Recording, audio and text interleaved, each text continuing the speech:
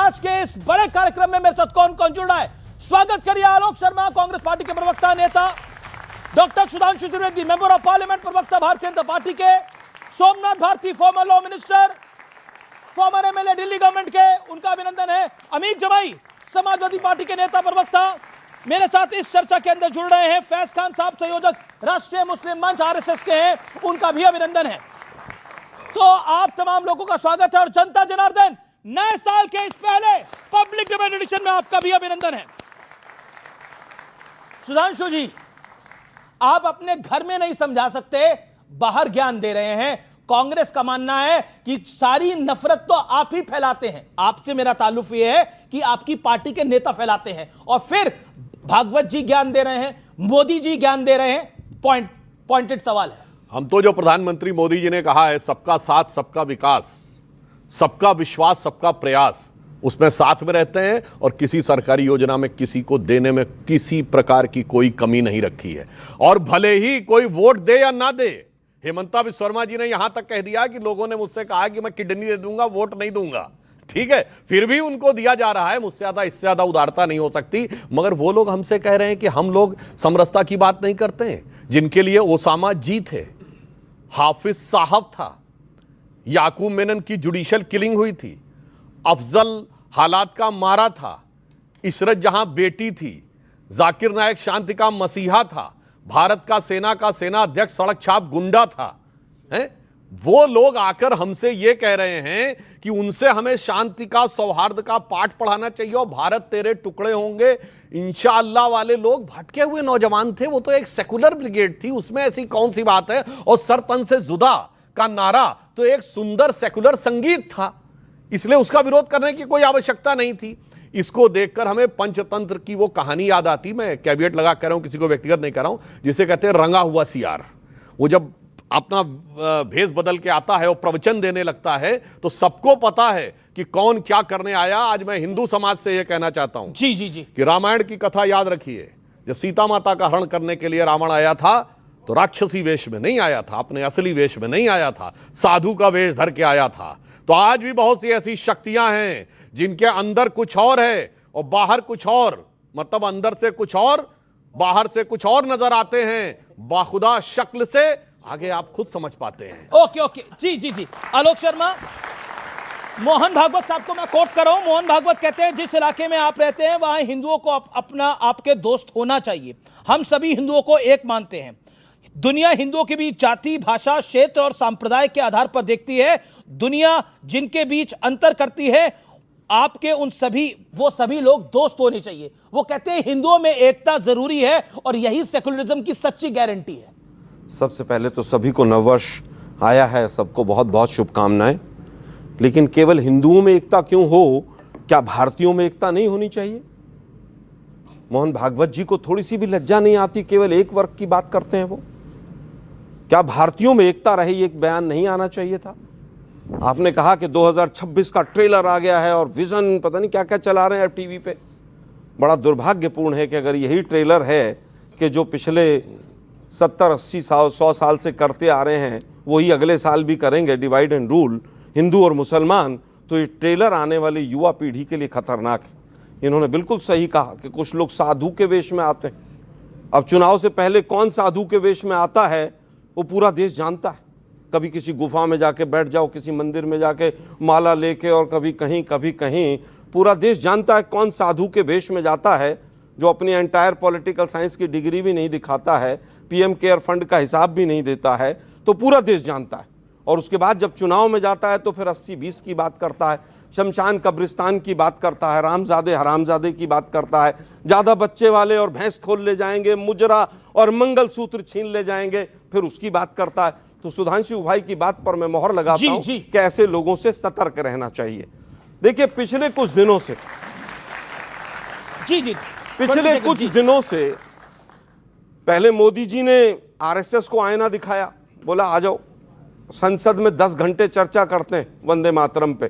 तुम्हारी कलई खोल के दिखाता हूं आरएसएस वालों, तुमने क्या क्या किया था वंदे मातरम पे, भारत छोड़ो आंदोलन में। अब मोहन भागवत जी 12 साल की सरकार को आईना दिखा रहे हैं कि तुमने देश को बिल्कुल विभाजनकारी शक्तियों के हाथ में दे दिया है। पूरे देश में बारूद फैला दिया है।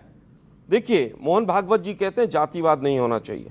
हरियाणा में सरकार आई, जाटों को नॉन जाटों से लड़वा दिया, 3000 जाटों के बच्चों के ऊपर केस चल रहे हैं आज भी।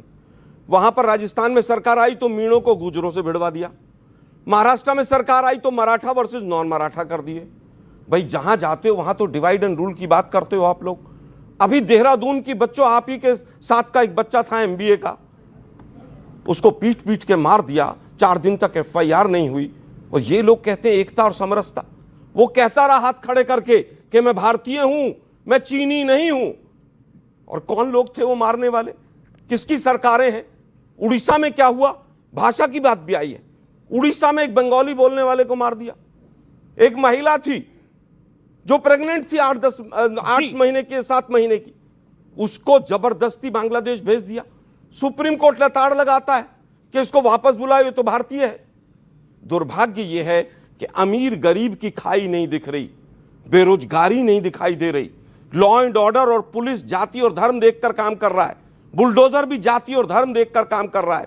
संख्या बल पर पूरी तरह से, जिस तरह से बुलडोजर तो संसद को कर्नाटक चलाया में भी जा रहा काम कर रहा है जहां आपकी सरकार है। बुलडोजर तो अब कर्नाटक में भी काम कर रहा है जहां आपकी सरकार है। मैं फिर कहूंगा, बुलडोजर जाति और धर्म देखकर काम करेगा, सुप्रीम कोर्ट फिर फटकार लगाएगा, चाहे हमारी सरकार हो चाहे इनकी हो। अरे भाई, इससे ज्यादा क्या होगा? केरल का मुख्यमंत्री कह रहे हैं वहां धर्म देख के काम कर रहे हैं। मैं फिर कहूंगा जी, गलत अगर केरल में होता है तब भी गलत है, कर्नाटक में होगा तब भी आवाज उठाऊंगा।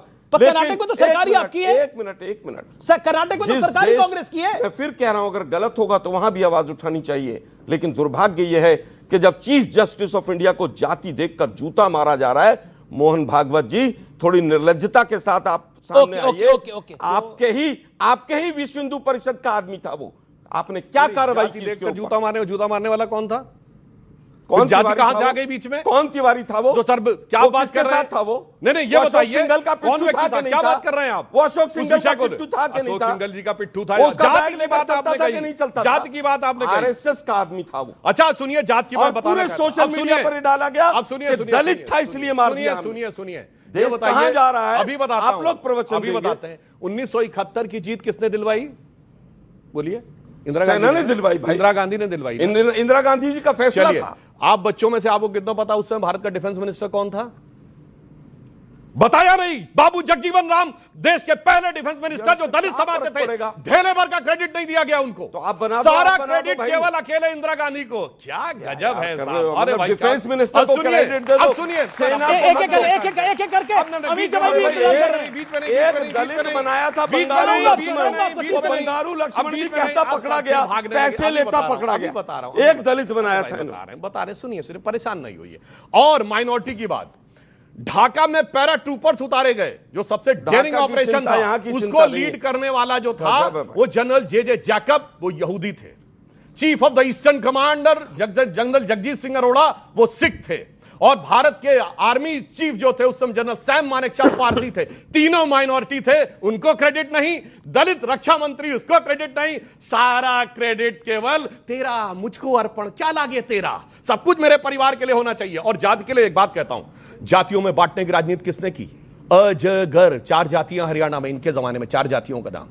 KHAM खाम, गुजरात में माधव सिंह सोलंकी के जमाने में बड़े गर्व से कहते थे। देखो, मैंने कॉम्बिनेशन बनाया हुआ है। अभी सुनिए। और कर्नाटक में अहिंदा, 4 जातियों का नाम। खुद राहुल गांधी जी ओपनली बोल चुके हैं, हम दलित मुस्लिम ब्राह्मण के चक्कर में पड़े रहे, बैकवर्ड हमसे चला गया। अपने मुंह से बोला है कि 3 जातियों की राजनीति करते थे। और उत्तर प्रदेश में MY, और बिहार में भूरा बाल साफ कर रहा हूं, 4 जातियों का नाम। और जब समाज में एकता दिखी तो पिताजी कहे थे भूरा बाल साफ कर रहा हूं, बिटवा ने पूरा बाल साफ कर दिया, मुंडन करवा दिया अपनी पार्टी का। बस इस बात से ये लोग डरते हैं कि एकता नहीं आनी चाहिए। इसलिए मैं अंत में एक पंक्ति कहूंगा, बिल्कुल क्विकली जी, कि देखिए साहब, जाति प्रांत और वर्ग भेद के भ्रम को दूर भगाता है। सबके मन का भाव एक है, सबकी भारत माता है। अनेकता में ऐक्य मंत्र को जन जन फिर अपनाता है। देखो प्यारा देश हमारा आगे बढ़ता जाता है। ठीक है, मैं रुक करता हूं आपका अमीक जमाई। अमीक जमाई, क्या आपको लगता है जो बात बोली जा रही है बार बार बीजेपी के द्वारा या फिर राष्ट्रीय स्वयंसेवक संघ के द्वारा, RSS के द्वारा, देश में हिंदू जब तक बहुसंख्यक है, भारत तभी तक सेकुलर है और यहां पर लोकतंत्र है? देखिए आदरणीय, आप एग्री करते हैं इस बात से, हाँ या ना? मैं इससे एग्री नहीं करता हूं।